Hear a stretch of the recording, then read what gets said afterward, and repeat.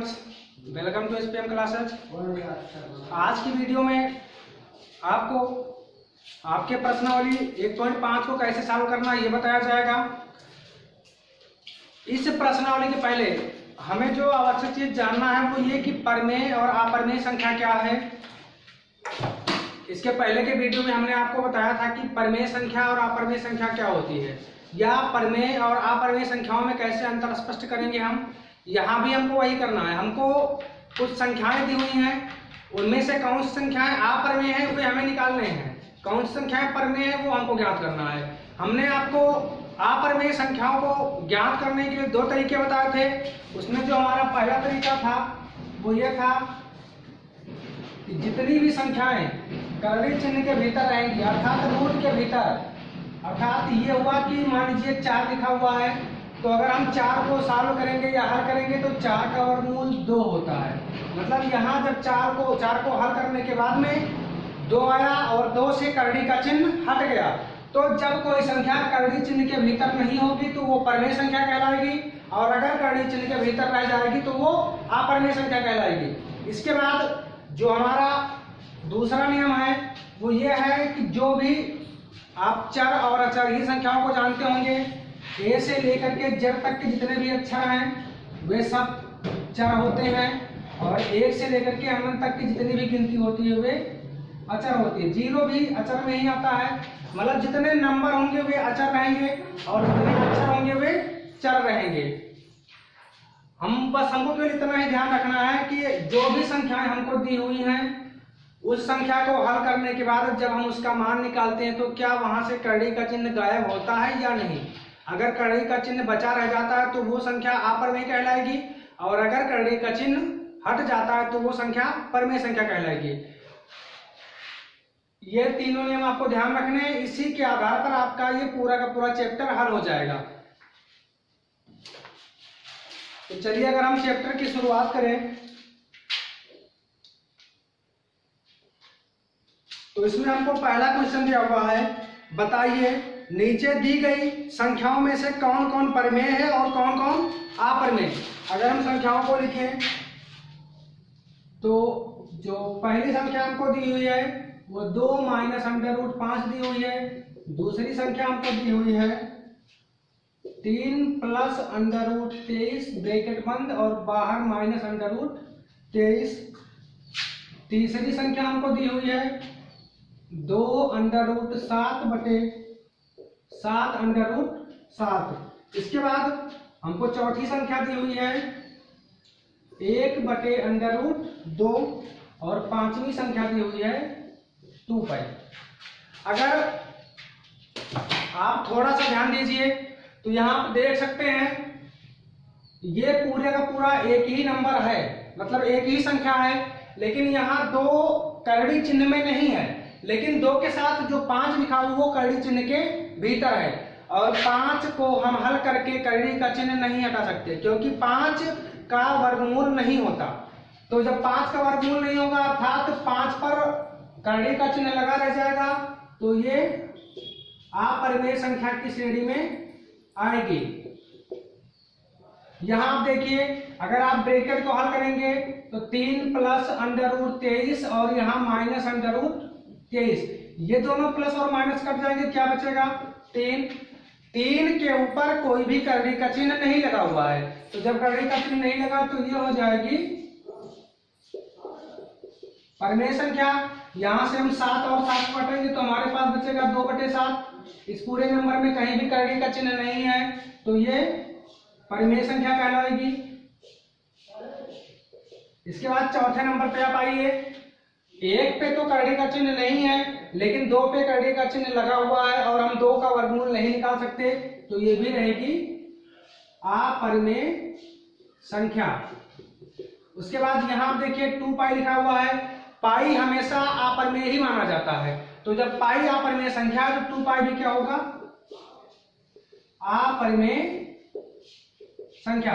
इसके बाद चलते हैं हम क्वेश्चन नंबर 2 पे। तो जो क्वेश्चन नंबर 2 हमें दिया हुआ है, कह रहा निम्नलिखित व्यंजकों में से प्रत्येक व्यंजक को सरल कीजिए। इसमें जो हमें पहला क्वेश्चन दिया हुआ है वो है 3 + √3 ब्रैकेट बंद, और दूसरे ब्रैकेट में हमको दिया हुआ है 2 प्लस अंडर रूट 2। आप यहाँ देख सकते हैं इन दोनों ब्रैकेट के बीच में कोई भी चिन्ह नहीं लगा हुआ है, और जब कोई चिन्ह नहीं होता तो वहां पर हम बीच में गुणे का चिन्ह मान लेते हैं। अब अगर इसको हम हल करें तो 3 दूनी 6 और प्लस 3 का जब रूट 2 से गुणा होगा तो ये 3 अंडर रूट 2 हो जाएगा। उसके बाद जब अंडर रूट 3 का अंडर रूट 2 से गुणा होगा तो ये 2 अंडर रूट 3 हो जाएगा, और अंडर रूट 3 गुणे अंडर रूट 2 बराबर अंडर रूट 6। ये आपका पहला सोल्यूशन हो गया।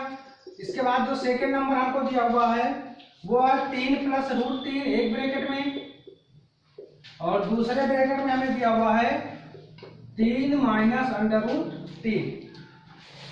बीजगणित में कक्षा 8 में आप लोगों ने एक सूत्र पढ़ा होगा, a प्लस बी एक ब्रैकेट में इंटू ए माइनस बी दूसरे ब्रैकेट में। तो जब a plus B into A minus B होता था तो वहां पर फार्मूला बनता था A square minus B square का। यहाँ ध्यान दीजिए, अगर हम 3 को a मान लें तो यहाँ प्लस लगा हुआ है, रूट 3 को b मान लें। यहाँ पे आप ध्यान दीजिए 3 को हमने a माना है और माइनस रूट 3 को हमने b। अब आप थोड़ा सा ध्यान दीजिए, तो ये a प्लस बी और बीच में कुछ नहीं तो इंटू हो जाएगा a माइनस बी। तो a plus B into A minus B बराबर ए स्क्वायर माइनस बी स्क्वायर, अर्थात 3 का स्क्वायर और माइनस अंडर रूट 3 का स्क्वायर। तो 3 का स्क्वायर 9, और जब कोई संख्या रूट में होती है उसका वर्ग निकाला जाता है तो उस संख्या पर से रूट का चिन्ह हट जाता है, अर्थात रूट 3 का वर्गमूल 3, और 9 माइनस 3 बराबर 6 आएगा।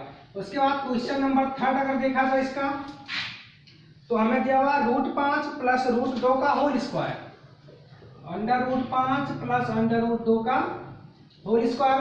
अब आप देखिए ये a प्लस बी का whole square, a plus B का होल स्क्वायर, ये फार्मूला भी आपने कक्षा 8 में पढ़ा होगा।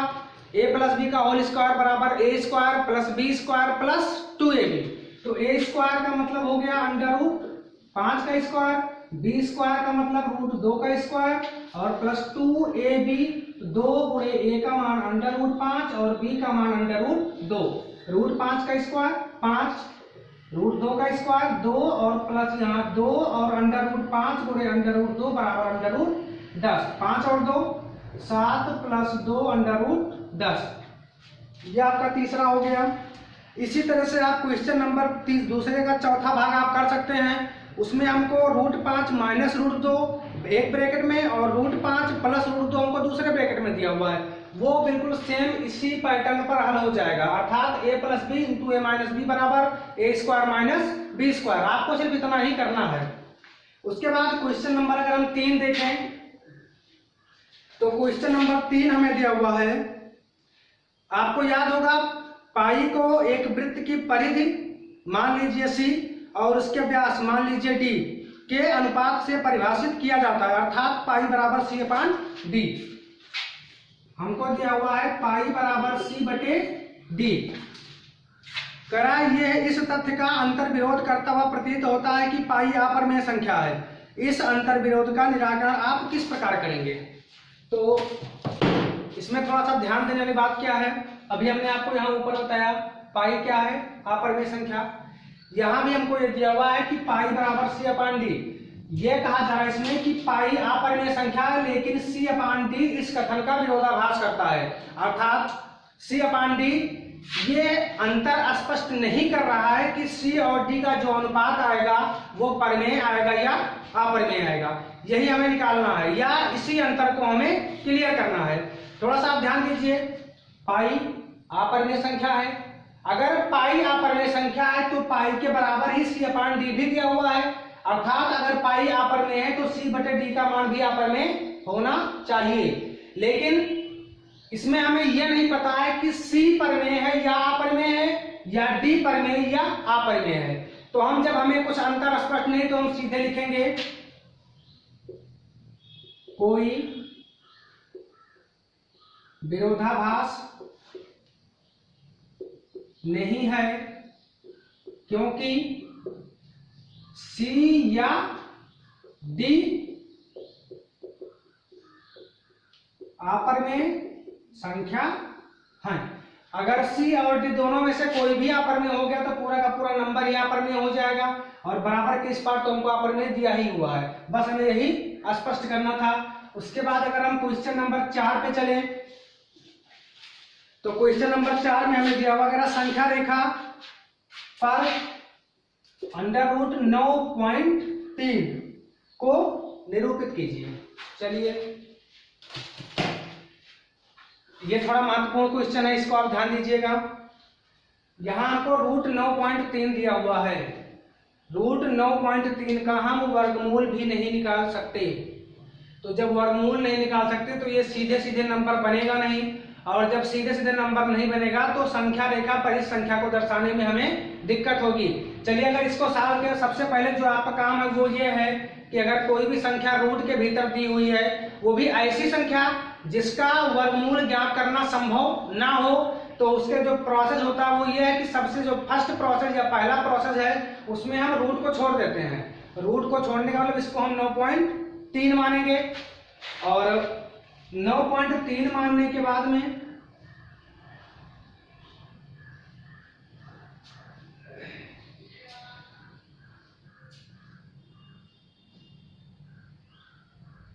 यहां पर हम कोई रेखा खींचेंगे। यहां पर रेखा की लंबाई कितनी होनी चाहिए? 9.3 सेंटीमीटर। 9.3 सेंटीमीटर। अब इसके बाद हमने क्या किया, एक रेखाखंड 9.3 सेंटीमीटर का खींचा। चलिए, इसको हम मान ले रहे हैं ए और इसको मान लेंगे बी। इसके बाद जो आपका दूसरा प्रोसेस है वो ये है कि बिंदु बी से 1 सेंटीमीटर की दूरी पर हम कोई बिंदु यहाँ पर सी लेते हैं और बी को सी से मिला देते हैं। इसकी दूरी कितनी हो गई? 1 सेंटीमीटर।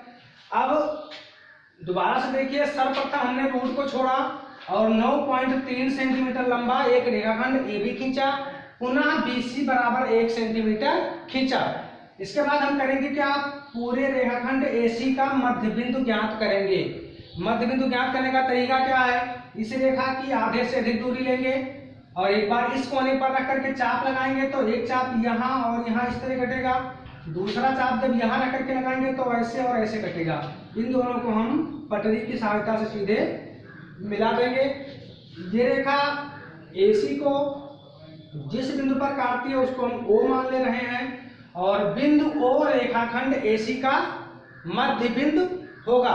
उसके बाद हम क्या करेंगे, चाहे हम OA की दूरी ले लें या OC की दूरी ले लें, और AC पर हम एक अर्धवृत्त खींचेंगे। अगर मान लीजिए हम OC की दूरी लेकर के एक अर्धवृत्त खींचते हैं तो अर्धवृत्त लगभग कुछ ऐसा बनेगा, और जब इस तरह का हमारा अर्धवृत्त बन जाएगा उसके बाद हमें कुछ नहीं करना है, केवल इस बिंदु B पर एक लंब खींचना है।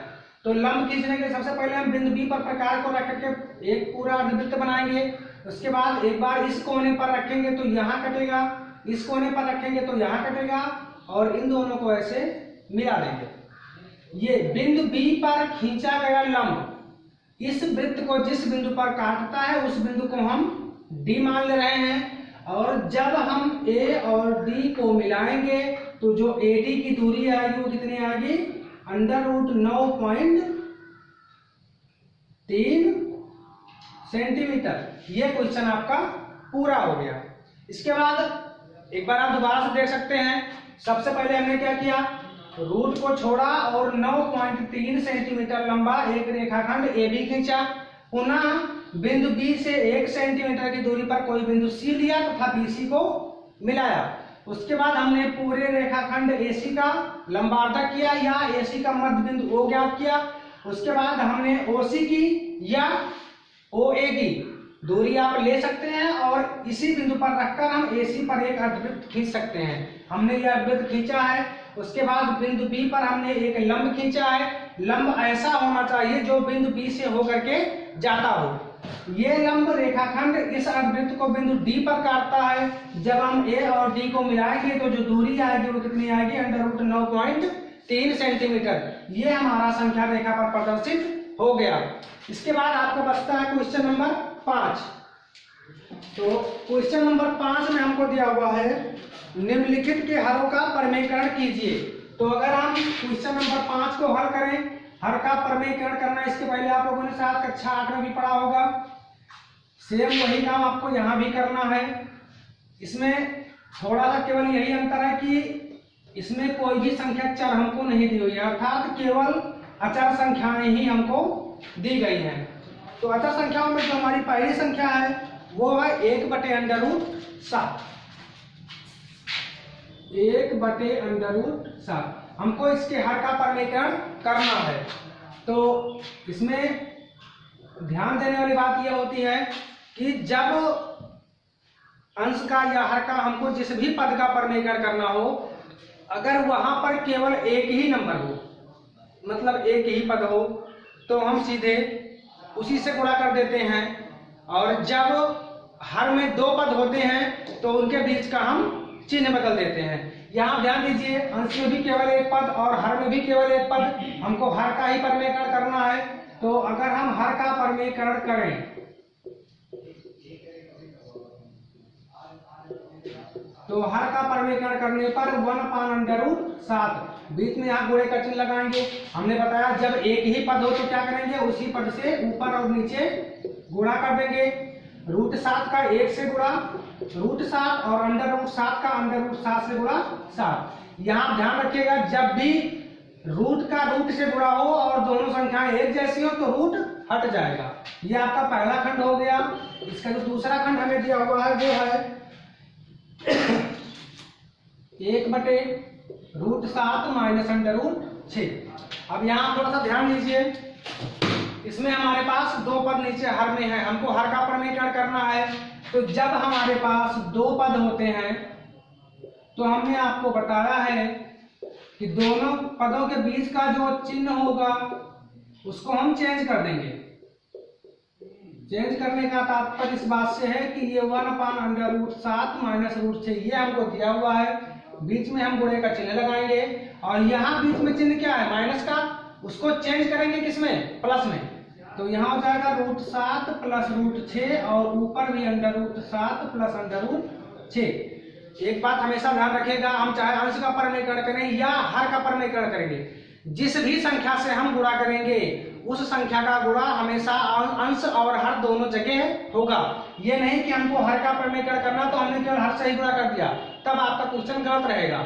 जिस पद से हम हर में गुणा करेंगे उसी संख्या से या उसी पद से हम अंश में भी गुणा करेंगे। आप यहाँ भी देख सकते हैं और यहाँ भी देख सकते हैं। अब चलिए अगर इसको हम हर करें तो गुणे में चूंकि एक का कोई मतलब नहीं है तो ये ऊपर सीधे √7 + √6 हो जाएगा। यहाँ आप ध्यान दीजिए, अगर हम √7 को a मान लें और √6 को b मान लें तो a - b और यहाँ पर a + b, अर्थात a - b × a + b बराबर a² - b²। तो a² का मतलब √7 का स्क्वायर और -b² का मतलब √6 का स्क्वायर। तो यहाँ आ जाएगा √7 + √6 बटे √7 का स्क्वायर 7 और √6 का स्क्वायर 6।